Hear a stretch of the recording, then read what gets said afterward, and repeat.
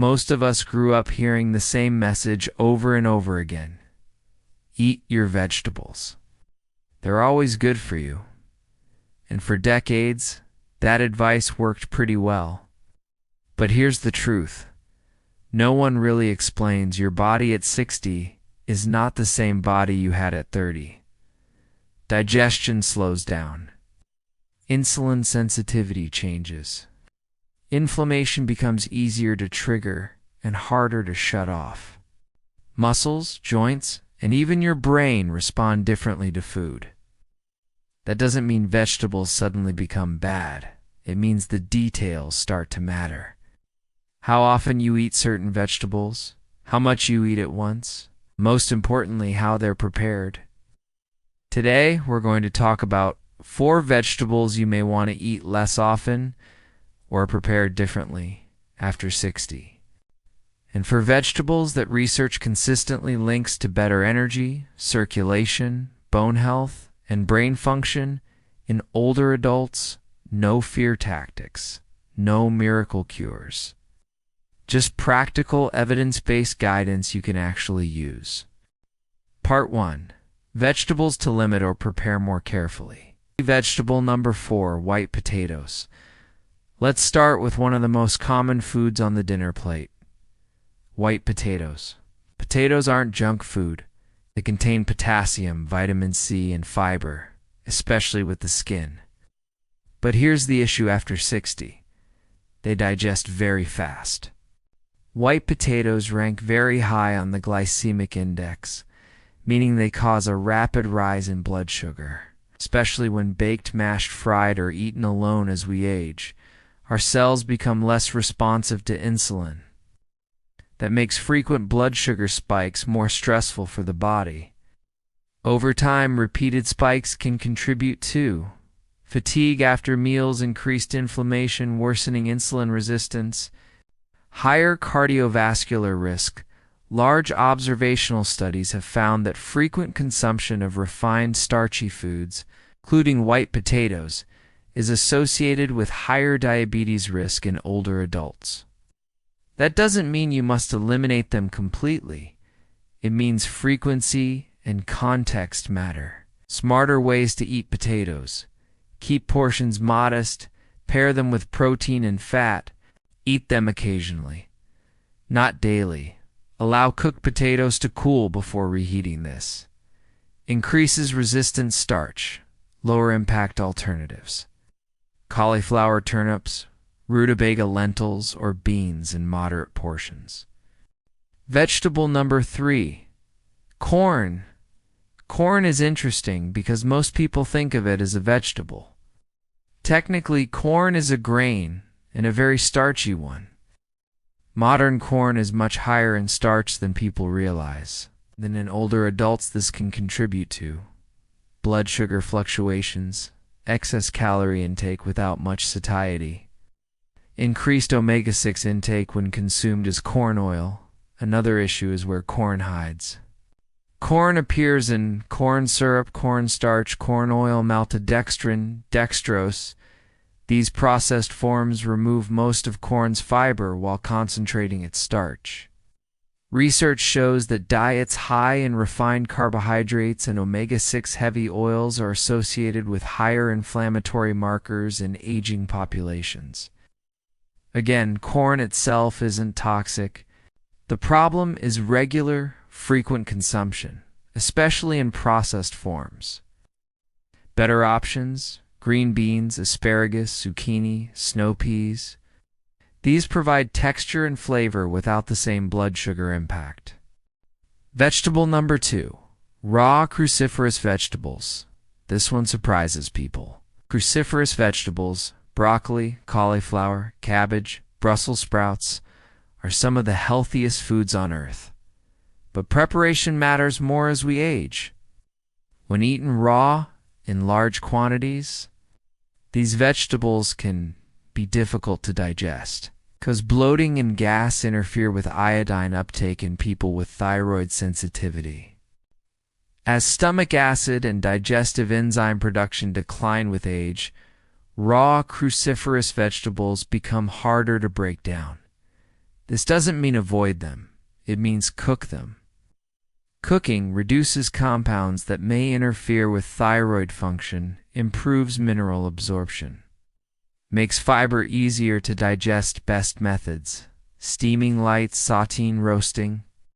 Cooked cruciferous vegetables remain powerhouses of nutrition and are linked to lower cancer risk, better liver detoxification, and improved gut health.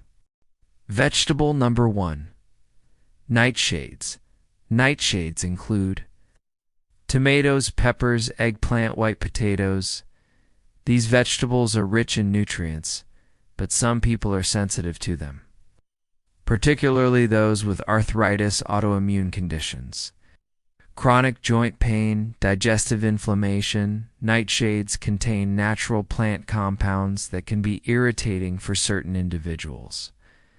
Important word here, certain. There is no evidence that nightshades are harmful to everyone.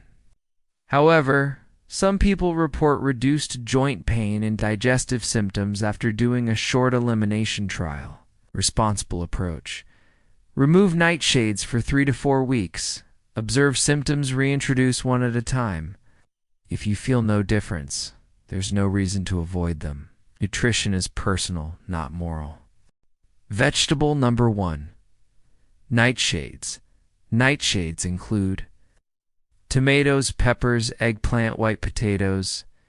These vegetables are rich in nutrients, but some people are sensitive to them, particularly those with arthritis, autoimmune conditions, chronic joint pain, digestive inflammation. Nightshades contain natural plant compounds that can be irritating for certain individuals.